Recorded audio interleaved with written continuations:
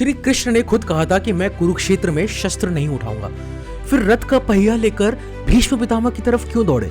ये ट्रुथ, ये फैक्ट तुम्हारी जिंदगी बदल देगी। एंड तक देखो क्योंकि ये सीक्रेट स्टूडियो का वीडियो है तो कुछ ना कुछ तो सीखने जरूर मिलेगा। जब पांडवों और कौरवों के बीच जंग शुरू हुई तो कृष्ण ने एक वचन दिया था कि मैं अर्जुन के रथ का सिर्फ सारथी बनूंगा, कोई शस्त्र नहीं उठाऊंगा। लेकिन युद्ध के 10वें दिन भीष्म पितामह ने अर्जुन और पांडव सेना को पूरी तरीके से घायल कर दिया। अर्जुन हार रहा था लेकिन अपने रिलेशन के कारण भीष्म पितामह के ऊपर पूरा वार नहीं कर पा रहा था। तब कृष्ण जी ने अपना वचन तोड़ दिया। एग्जैक्टली, कृष्ण जी ने रथ का पहिया उखाड़ा और उठाया और दौड़ पड़े भीष्म पितामह की तरफ। पूरा युद्ध का मैदान शॉक्ड हो गया। अर्जुन ने पैर पकड़ ली कृष्ण जी के, बोला प्रभु आप अपना वचन तोड़ रहे हैं, दुनिया आपको क्या कहेगी? लेकिन ये मोमेंट सिर्फ एक टूटा हुआ वचन नहीं था, ये था तुम्हारी लाइफ को मिलने वाला सबसे बड़ा लेसन। अब सुनो, भीष्म को पता था कि वो वचन तोड़ेंगे। वो खुद चाहते थे कि कृष्ण अपने हाथों से उनका वध करे और उन्हें मुक्ति मिले।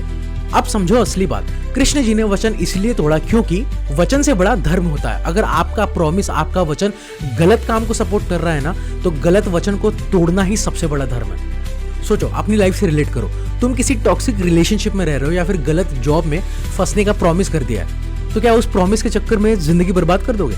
कृष्ण जी ने सबको दिखाया कि रिजिडिटी से फ्लेक्सिबिलिटी जरूरी है। अगर लाइफ गलत पाथ पे जा रही है ना, तो लाइफ में चेंजेस करना जरूरी है। कृष्ण का असली वचन क्या था कि मैं अर्जुन के प्राणों की रक्षा करूंगा, और इस वचन को निभाने के लिए उन्होंने दूसरा वचन तोड़ा।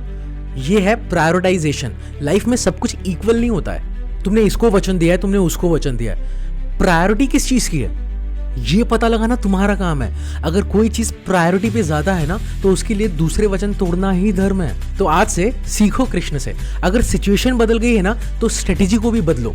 बॉस ने टारगेट बढ़ा दिया है, अप्रोच चेंज करो। मार्केट क्रैश हो रहा है, इन्वेस्टमेंट प्लान को रिवाइज करो। कभी कभी छोटे प्रोमिसेस तोड़ने पड़ते हैं बड़े पर्पस के लिए। फैमिली टाइम सेक्रीफाइस करना पड़ता है एजुकेशन के लिए, और कंफर्ट जोन छोड़ना पड़ता है सक्सेस के लिए। कृष्ण ने देखा अर्जुन इमोशंस में फंस गया है, उन्होंने तुरंत एक्शन लिया। तुम भी देखो, क्या तुम इमोशंस में फंसकर डिसीजन ले रहे हो या फिर हायर पर्पस देख रहे हो? रोज सुबह जिम जाने का प्रॉमिस तोड़ना, डाइट प्लान को ब्रेक करना, ये गलत है, माना।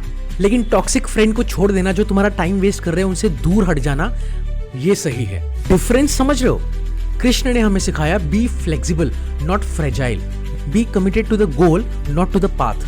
तो अगली बार तुम्हारी लाइफ में ऐसा कोई सिचुएशन आए ना, तो खुद से पूछना कि कृष्ण मेरी जगह होते तो क्या करते।